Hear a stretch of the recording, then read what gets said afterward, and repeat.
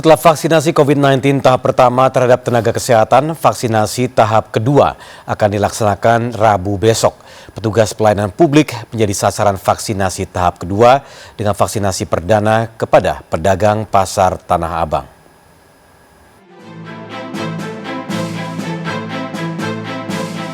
Tahap pertama program vaksinasi COVID-19 hampir selesai dilakukan.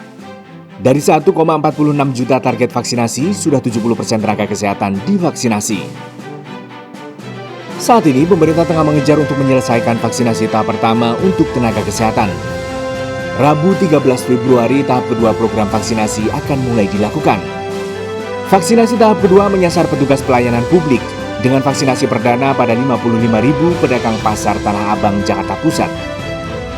Vaksinasi tahap kedua akan dilanjutkan kepada pelayan publik lainnya dengan total 16,9 juta, di mana 70%-nya akan disalurkan di Jawa Bali.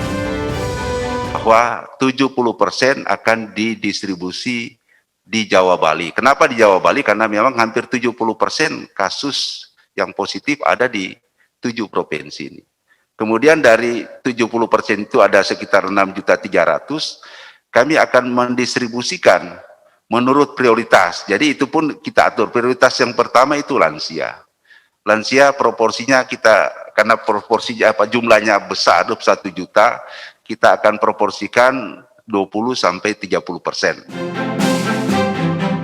Selain petugas pelayanan publik, lansia juga menjadi sasaran vaksinasi tahap kedua. Selama pandemi COVID-19, lansia menjadi kelompok yang sangat rentan terpapar COVID-19. Kementerian Kesehatan menargetkan 21,5 juta lansia akan divaksinasi pada tahap kedua ini. Selain pedagang dan lansia, kelompok masyarakat yang mendapatkan prioritas vaksinasi tahap kedua, diantaranya tenaga pendidik, tokoh dan penyuluh agama, ASN, petugas keamanan, petugas pariwisata, pelayan publik, pekerja transportasi publik, atlet, serta wartawan dan pekerja media berdasarkan ketersediaan vaksin. Vaksinasi merupakan salah satu upaya untuk membentuk kekebalan terhadap penyakit. Meski sudah divaksinasi, warga tetap diimbau untuk patuh pada protokol kesehatan. Dari Jakarta, Tim Liputan melaporkan.